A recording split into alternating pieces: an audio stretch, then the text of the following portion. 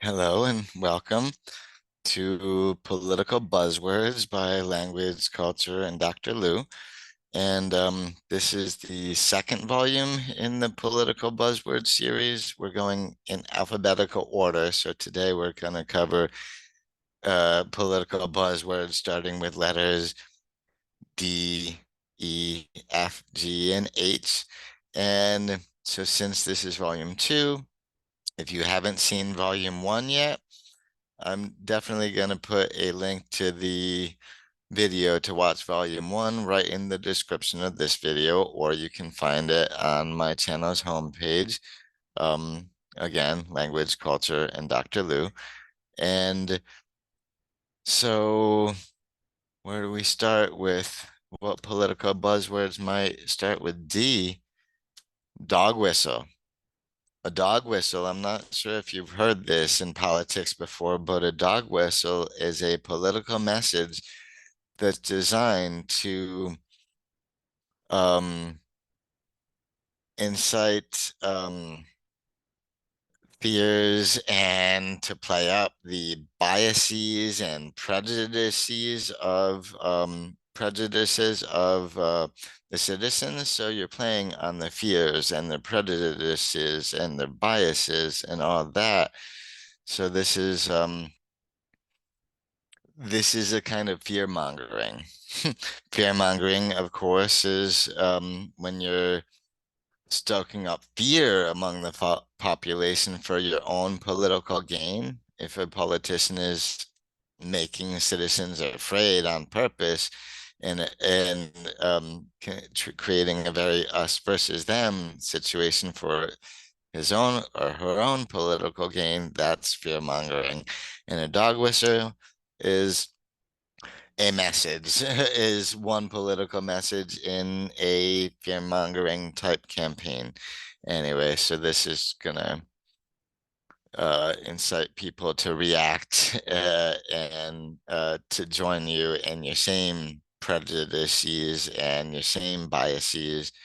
Um, and so not a good thing. Dog whistle equals a political message that's mostly fear-mongering and try to make everybody angry and afraid. For instance, if a conservative campaign commercial is showing a bunch of dark-skinned people jumping over a fence at the border, at the US's southern border, they're probably this is a dog whistle to incite racism and xenophobia among the citizens, just as one example. So what else begins with D? Dove. And so I want to bring in hawk as well, because these two in politics, there's sort of a dichotomy. They're opposites to each other.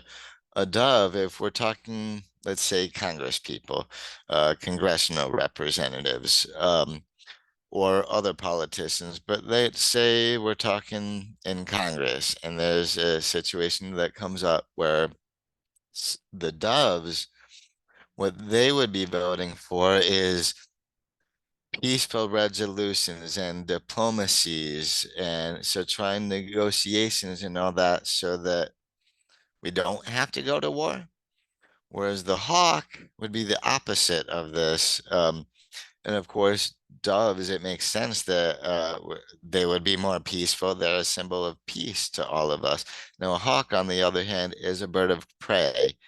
So this bird kills to survive. So is all about violence and killing and all that. So that's why in politics we use as a derogatory term hawk. We use hawk in a derogatory way to talk about mostly warmongers, mostly the politicians who would rather just vote and go to war and use brute force and have people getting killed instead of trying diplomacy first. So that's the dove versus hawk thing. And so I like the illustration from Shutterstock that where the dove is sort of offering an olive branch of sorts, and the hawk is thinking barbed wire. very painful. Anyway, so that's the thing. Dove and Hawk, it's all about how a politician feels about um, war or peace and diplomacy. It depends what side they take on that front. Now, E is for echo chamber. You might have heard this. This is especially prevalent in social media and other places online, but could be out through other media too. An echo chamber, this is a place, I don't know if you've ever been to one that you would consider an echo chamber. It's a place where um, everybody seems to share the same opinion. They're all liking what you're saying because they think exactly the same thing. You're only hearing your own likes and your own opinions echoed back to you everywhere. And one telling thing about an echo chamber is that no opposing opinions are even tolerated there. That's the problem with echo chambers is you get some ideas reinforced over and over again, but there's no growth because you're not considering any other opinions and you're not considering the totality of the situation.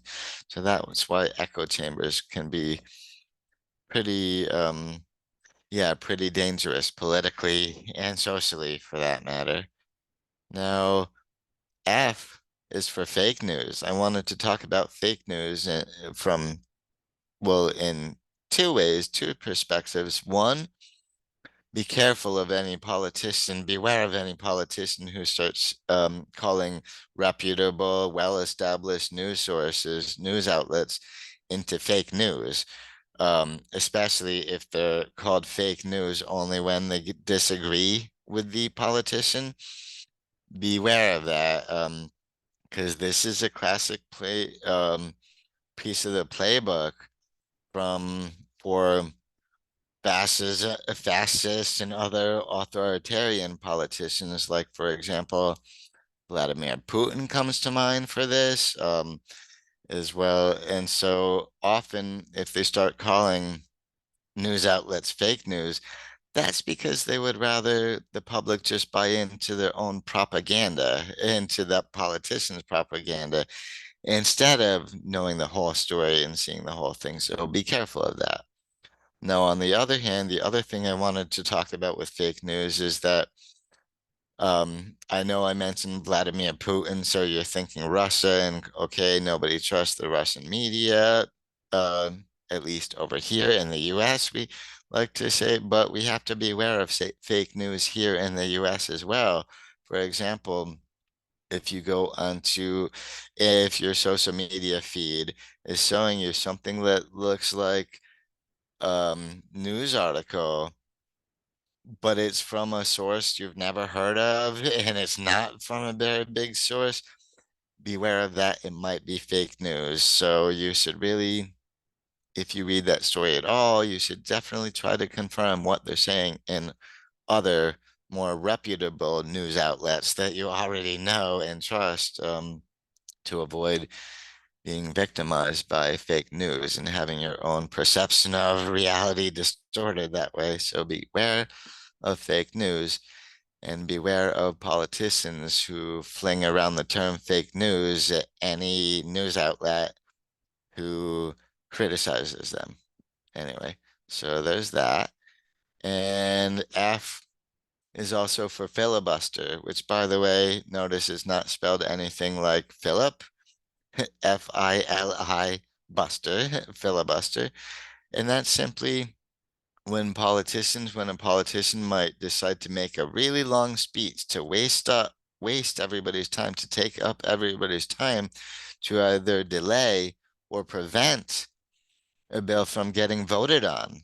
So we're talking about somebody on purpose disrupt it, well, delaying or preventing parliamentary action or congressional action just by speeching, just by speechifying, I guess you would call it, um, for a really long time. And so, and they might be hoping to convince somebody to join their side as well, but this is all about delaying or even preventing a vote. Like a politician might do this if they know there's a measure coming up for a vote that they really don't want it to pass, and they think it probably will. Filibuster would be a last ditch attempt to try to stop this from happening. And it's done in lots of democracies. It's not just in the US or just in the UK. This is known to happen kind of around the world. And so F is also for firebrand. And so a firebrand is a politician who, through their fiery speeches, helps really brings a lot of people into a movement or into a certain way of thinking, really brings them over to their side pretty much. And I think that Malcolm X is a great example of this from the mid 20th century. And he was a firebrand, certainly, because he got his fiery speeches got so many more people involved and active in the Black civil rights movement back then. And this is actually a picture of him speaking at a freedom rally in 1960. And so he was doing a lot of the recruiting and um, getting people active right there on that occasion. So possibly the most important F when it comes to American politics is the First Amendment. Um, in the United States of America, like in a lot of countries, we have something we call free speech. And that's honestly just a part of what just one of the rights that the First Amendment grants us is free speech and freedom of the press, freedom of religion, and freedom of assembly, meaning freedom of political assembly and religious assembly and worship, all those things. And even it gives us the right to petition the government to settle any grievance we might have with it. And so that's the lesser known one. And so this is all about, yeah, um, politics being possible and press being possible, and also about not being put in jail just for something that you say, just for expressing your opinion. So freedom of speech and freedom of expression. We got a lot of latitude in the US specifically, where we're very proud of our free speech because it allows us to say even a lot of hateful and offensive things, but we're protected by the First Amendment from legal repercussions, but not social repercussions necessarily. I'll talk about that a little more little later when I'm gonna, well, well, you'll see. I'll talk about it a little later when another relevant topic comes up. And G is for gerrymander. So to gerrymander or gerrymandering, this is when one political party gets sort of control over the elections boards and process and all that, and ends up cutting out voting districts, which often look weird geographically from above, weird shapes, and that because they're cut out specifically to strongly favor the one party and make it really difficult for any politicians from an opposing party to have a fair chance in an election. So that's why gerrymandering is a big problem for democracy, because election results end up not being fair. And this map here is of in 2020, the US decided to redistrict a lot of the congressional map for the country. And most states, actually, the proposal was for most states. The only states in here that redistricting was not suggested, was not, well, investigating redistricting was not even recommended, were in the 5 states that are in gray here. In each of these states, why no redistricting suggestions? Because they only had one Congress seat per state, so there's no way to redo that district, and pretty much everybody else was cast into suspicion. And in New York State, when we, along the redistricting thing, we lost a congressional seat from 27 down to 26. And it turns out that in New York, a lot of the districts were very favorable to Democrats, and some of them look gerrymandered and everything. So that New York and our redistricting here might be a big part of why in the 2022 elections, Republicans took control of the House of Representatives, a narrow control, but they took it. And this, I think, in part is because in New York, four congressional seats all flipped from Democrat to Republican, including that despicable George Santos. Anyway, um, but um, but on the bright side, that means the elections were more fair, so I think gerrymandering bad and redistricting good, as long as it's done in a very thoughtful and independent way, so as no party gets especially favoritized. Um, and so, gee, I can't mention G without mentioning the Get Out the Vote movement, which a Get Out the Vote movement is something that goes on in democracies like in the US, where voting is not compulsory, where it's optional. This is a movement to get everybody to go to the polls and get informed about the election and take that information into the voting booth with you. And I love the Get Out the Vote movements because, in my opinion, the most important thing a citizen in a democracy can do is get informed about what's going on with the politicians and all that, and any referenda that are up, and bring that information into the voting booth with you, because that's a beautiful thing. One person, one vote.